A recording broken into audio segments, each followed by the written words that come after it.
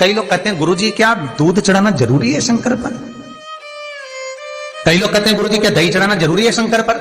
शहद चढ़ाना जरूरी है? घृत चढ़ाना जरूरी है? शक्कर चढ़ाना जरूरी है? शिव महापुराण की कथा कहती है 5 चीजें शंकर भगवान पर चढ़ती है। दूध अर्थात घर में लक्ष्मी की वृद्धि करता है, इसलिए चढ़ाया जाता है। दही शंकर भगवान पर इसलिए चढ़ाते हैं क्योंकि यह परिवार को जोड़ता है। जिसके परिवार में क्लेश ज्यादा होता है, जिसके परिवार में आपस में तकरार ज्यादा होता है, उसको दही जोड़ता है। शहद घर में चिड़चिड़ प्रवृत्ति को समाप्त करता है। घी रोग को समाप्त करता है।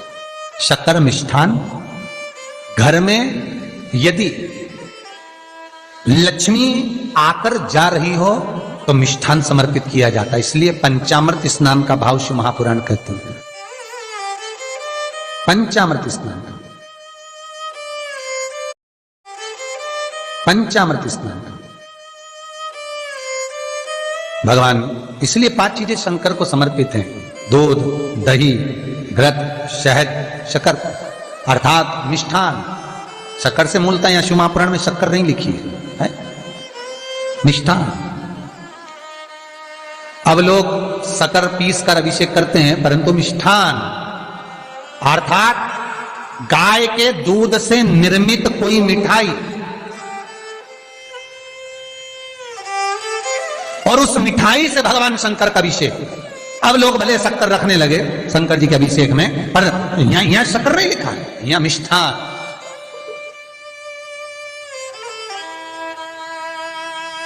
हमारे यहां सहज भाषा में कहते थे उसको खांड अर्थात मीठा।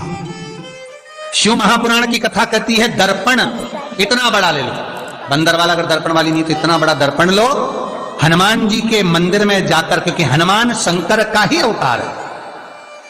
हनुमान जी के मंदिर में जाकर हनुमान जी के उल्टे पांव का थोड़ा सा सिंदूर, चरण का थोड़ा सा सिंदूर एक कागज में लेकर आ जाइए, और हनुमान जी के छोटे भाई, हनुमान जी 6 भाई हैं, उसमें गतिमान, हनुमान जी के छोटे भाई गतिमान का नाम लो, और गतिमान का नाम लेकर उस दर्पण पर सिंदूर से त्रिशूल बना दो। सिंदूर से त्रिशूल बनाकर उस दर्पण को घर के बाहर, दर्पण का मुख बाहर की ओर, ऐसे बाहर की ओर मुख कर कर दर्पण को घर के बाहर या दरवाजे पर, बिल्डिंग पर, ऊपर जाली में, फ्रंट में कहीं पर उसको लगा दीजिए। महाराज केवल शंकर का स्मरण कर कर, गतिमान का नाम लेकर, हनुमान के उल्टे पांव का सिंदूर का त्रिशूल बनाकर जो दर्पण को लगा देता है, आपको 1 महीने के अंदर अंतर मालूम पड़ जाएगा कि पिछले जो महीने निकले हैं उस महीने का अंदाजा लगाना कि घर में लोग कितने बीमार पड़ते थे, और इस दर्पण को लगाने के बाद बीमारी कम हुई कि नहीं हो कम तो ठंडा कर देना, क्या जा रहा है, पर करके जरूर देखना। विश्वास रखकर करोगे, भगवान शिव का अनुमोदन कर कर, भगवान शंकर पर विश्वास रखकर करोगे तो बीमारी घेर नहीं सकती। अकाल मृत्यु हो मरे जो काम करे चंडाल का, काल उसका क्या बिगाड़े जो भक्त हो महाकाल का। शंकर की आराधना करने वाला, शिव का स्मरण करने वाला, शिव का निवेदन करने वाला, शिव अर्चना में डूबने वाला, शिव का अनुमोदन करने वाला कभी दुखी नहीं हो सकता। तो शिव महापुराण की कथा कहती है शंकर को जितना जल प्रिय नहीं, शंकर को जितना बेल प्रिय नहीं, शंकर को जितना शमी प्रिय नहीं, शंकर को जितना दूध दही प्रिय नहीं, शंकर को अगर कुछ प्रिय है तो सत्य प्रिय है। सत्यम शिवम सुंदर। इसीलिए हमारे यहां शास्त्र कहता है, ब्रह्मा जी केतकी के फूल को लेकर आए, उसने झूठ बोला। ब्रह्मा जी गाय को लेकर आए, शंकर भगवान के सम्मुख में झूठ बोला। ब्रह्मा स्वयं झूठ बोले तो सिर कटा, कर्मनाशा नदी प्रकट हुई। और शिव महापुराण की कथा कहती है शंकर को सत्य प्रिय है अगर झूठ बोला है। इसीलिए शिव महापुराण का स्पष्टीकरण किया जाए, वर्णन किया जाए, तो पहले के समय में अदालत नहीं होती थी, पहले के समय में पंचायत नहीं हो सकती थी, पहले के समय में कोई सभाएं नहीं होती थी, पहले के समय में कोई निर्णायक मंडल नहीं होता था, पहले के समय में केवल एक निर्णय होता था। गांव के लोग ले जाकर शंकर के मंदिर में खड़ा कर देते थे और कहते थे उठा गंगा जली, और कहते तुमने ऐसा नहीं किया। गंगा जली उठाकर कह दे कि तूने ऐसा नहीं करा। क्यों गंगा जली उठवाते थे? क्योंकि लोगों ने शिव महापुराण सुन रखी थी। शिव महापुराण में श्री वेद व्यास जी वर्णन करते हैं कि शंकर के मंदिर में, शंकर के ओटले पर, शंकर के मंदिर के अंदर शिव की चौखट पर, शंकर के अनुमोदन में, शिव महापुराण के अंतर्गत शंकर के अनुमोदन में, शिव मंदिर में, शिव चौखट पर अगर कोई भूल से भी झूठ बोल देता है तो उसकी जिंदगी नरक जैसी निकलती है महाराज। इसीलिए कहते तो उठा गंगा जली और कह दे तूने ऐसा नहीं, उठा बोल दे। आपके भी जीवन में अगर किसी को कष्ट है, फिर निवेदन करूंगा, मंदिर में अगरबत्ती भले मत लगाओ, मंदिर में दीप भले मत जलाओ, मंदिर में पेड़ा भले मत चढ़ाओ। अगर आपके मोहल्ले में, आपके पड़ोस में, आपके परिवार में, आपके नजदीक में अगर कोई दुखी है, कष्ट में है, उसको यदि प्रेम की वाणी भी बोल ली है, एक रोटी भी प्रेम की खिला दी, किसी के चेहरे पर इस्माइल ला दी, तो मंदिर में दिया जलाने के बराबर है साहब। मंदिर में दीप जलाने के लिए सब्सक्राइब करें हमारा चैनल। जितने आस्था चैनल पर कथा सुन रहे हो, जितने फेसबुक और यूट्यूब पर सुन रहे हो, बहुत सावधानी से सुनना। शिव महापुराण की कथा कहती है, श्री शिवाय नमस्तुभ्यम।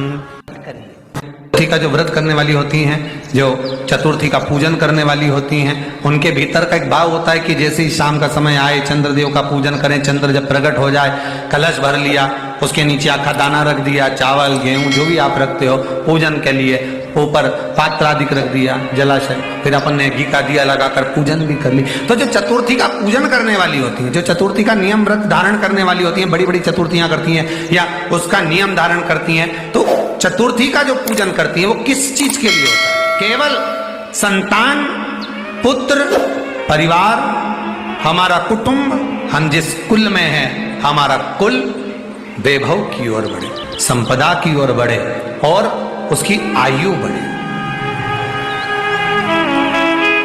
उसकी आयु बढ़े, वैभव बढ़े। बहुत ध्यान दीजिएगा महाराज, चतुर्थी की पूजन में जो आप आखा दाना रखते हो, गेहूं वगैरह कुछ भी जो रखते हो, उसकी बड़ी महत्वता होती है महाराज। यहां तक कहा गया है, चतुर्थी की कथा तो आप लोग पढ़ते होंगे, जो लोग पढ़ते हैं उनको मालूम होगा। चतुर्थी की कथा में लिखा है, चौथ माता के व्रत में वर्णन किया गया है कि वो आखा दाना जो रखा जाता है, मान लो कोई जरूरी काम होता है तभी आखा दाना को रखा जाता है, संभाल के रखते हैं कि हम इस काम के लिए जा रहे हैं और हमारा ये कार्य सफल होना चाहिए। तो जिसने चतुर्थी का व्रत करा है, जिसने चंद्रदेव का पूजन करा, चतुर्थी का व्रत करा, वो गणेश जी से विनती करके वहां से 2-4 आखा दाना उठा ले, और जो व्यक्ति का काम अटक रहा है अपने ही घर का, पर दूसरे कुल को नहीं देना, अपने ही कुल के अंतर्गत जो काम अटक रहा है उसकी जेब में, उसके पल्लू में उस चीज को रख दिया जाए। तो चतुर्थी जो अगली आती है, जैसे आप महीने की करते हो तो महीने की, और आप जैसे करते हो कि 4 अलग बड़ी बड़ी चतुर्थी करते हो तो उसके अनुसार आपका कार्य सिद्ध होता ही है। उस आखे दाने का इतना महत्व होता है क्योंकि चतुर्थी का व्रत करने वाली माता जब व्रत करती है तो स्वयं चतुर्थी की कथा में लिखा हुआ है कि पार्वती जी गणेश जी से चतुर्थी की कथा बचवाती। चतुर्थी की कथा बाची किसने थी? स्वयं गणेश जी महाराज। और सुनी किसने थी? माता पार्वती। बाचने वाले गणेश जी थे, सुनने वाली माता पार्वती थी। तो चतुर्थी की कथा जब होती है तो उसको स्वयं गणेश जी बाच रहे, तो व्रत कौन सुन रही है? माता पार्वती। और आपने जो आखा दाना लिया वो गणेश जी के भाव से लिया, गणेश जी से निवेदन करके, विनय करके, प्रार्थना करके उसको प्राप्त किया। जितने आस्था चैनल पर कथा सुन रहे हो, जितने फेसबुक और यूट्यूब पर सुन रहे हो, और जितने छत्तीसगढ़ की पावन धरा पर बैठकर सुन रहे हो, बहुत सावधानी से सुनना। एक छोटा सा कपूर का टुकड़ा जब आरती में जलाया जाता है तो ये कपूर क्यों जलाते हैं? इस कपूर का महत्व क्या है? इस कपूर का कारण क्या है? ये कपूर है कौन जिसको हम आरती में जलाएं? क्या जरूरत इस कपूर को आरती में जलाने की? क्या जरूरत इसको यज्ञशाला में जलाने की? क्या जरूरत है इस कपूर को पूजन में जलाने की? स्वयं गुरु बाबा कहते हैं, यदि कोई आरती में, पूजन में, घर में एक कपूर का टुकड़ा आरती के बाद में जब समर्पित करेगा तो उसको अश्वमेध यज्ञ का पुण्य प्राप्त हो जाएगा। अश्वमेध यज्ञ के पुण्य को पाने के लिए कपूर का टुकड़ा आज भी आरती में जलाया जाएगा। एक कपूर का टुकड़ा सुख का, इसीलिए हमारे यहाँ शास्त्र कहता है महाराज, जब आपको घर में अगर ऐसा लगने लगे कि 15 दिन से बहुत बेचैनी है, बहुत दुख तकलीफ लग रही है, कोई ना कोई बीमार पड़ रहा है, कुछ ना कुछ तकलीफें लग रही है, तो एक पीपल का पत्ता ले लो, उसके ऊपर एक कपूर का टुकड़ा ले लो, सारे घर में घुमाकर उसको दरवाजे के बीच मध्य में जलाकर रख दीजिए। थोड़ी सी देर 20 से 25 मिनट के अंदर मकान में एनर्जी वापिस आ जाएगी, उस भवन में एनर्जी वापिस हो जाएगी। 20 से 25 मिनट के अंदर एनर्जी वापस। लग रहा है कि यहाँ नेगेटिव है तो उसको पॉजिटिव बनाया जा सकता है। रात को 12 बजे